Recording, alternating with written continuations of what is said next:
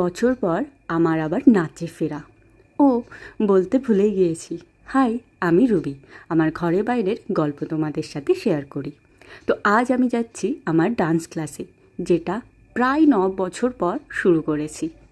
অবশ্যই নাচটা আমি ভীষণ ভালোবাসি, কিন্তু কেন বন্ধ হয়ে গিয়েছিল সেই স্টোরিটাও তোমাদের অন্য দিন বলবো।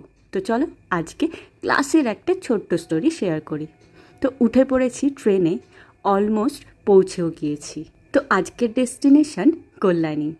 স্টেশন থেকে টোটো করে নেমে একটু হাঁটতে হয়। তবে কল্যাণী জায়গাটা এতই সাজানো গোছানো, হেঁটে যেতে বেশ ভালোই লাগে। আর তারপরে আমার ক্লাস থেকে সকালবেলায় চারিদিকটা বেশ সুন্দর লাগে।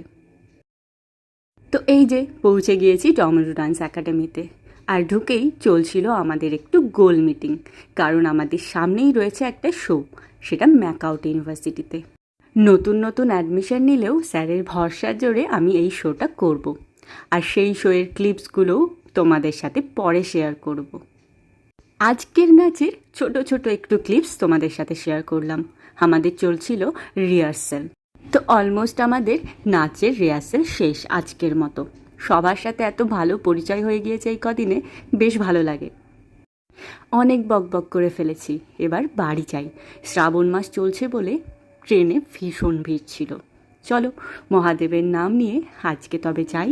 দেখা হবে তোমাদের সাথে আবারও নেক্সট ব্লগে। ততক্ষণের জন্য টাটা।